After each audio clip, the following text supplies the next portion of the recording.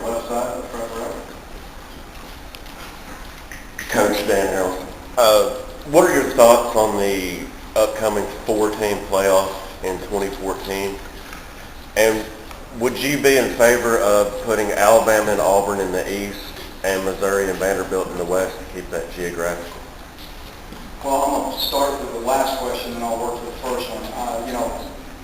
Really and truly, I'm really not going to comment on and speculate which would be the best and things of that nature. That's really not for me to decide. And geographically, to the outside looking in, some of that probably makes sense. But you know what? It's like anything else.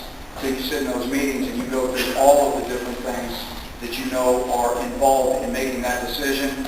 We don't probably have all the facts. So geographically is not a reason to necessarily do something until you put all of the factors in there together. With a 14 playoff, I'm going to be honest with you, the 14 playoff right now depends on what glasses you're wearing. So let me give you an example. In 2010, if we had the 14 playoff in place, and I was at Auburn and just went through this league undefeated and just won the SEC championship game, am I in favor of playing another one to prove that I deserve getting into the national championship game? No, I don't. But if you back up to 2004, when we were undefeated and we didn't get in the national championship game because we weren't 1 or 2, then I'm totally in favor of it. And I think that, as anything, you can shoot holes in anything you want. I think it's a movement in the right direction. I think there's two main keys to the point of how they structured it. Number one, they kept the bowl systems pretty much to the best of their ability intact so that there's still a reward for all the players at the end of the day. I feel like that for the traditionalists out there, the bowl systems and the bowls that are out there, they get to stay as a reward, and I think that's big for the players and coaches. Second thing, I don't think a 14 playoff diminishes whatsoever the intensity of week by week trying to get down to the Final Four. I think there's a lot of value in that for the fans following it week by week because essentially every week is a playoff, certainly in late October and November. So I think those are good things.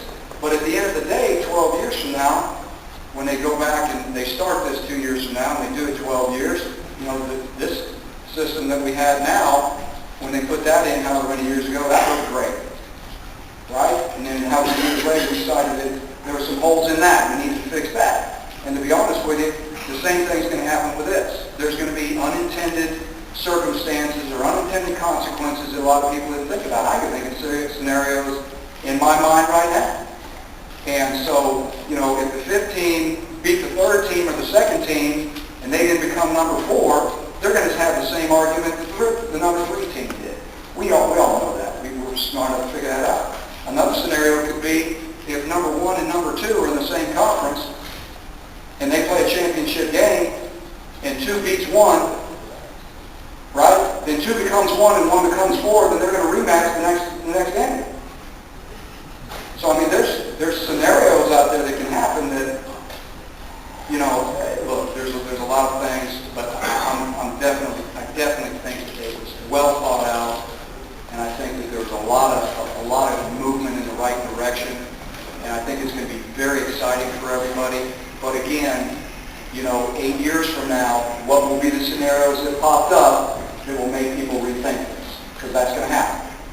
But for the most part, I think it was a really, really fine job and well thought out in terms of for everybody, the fans, the players.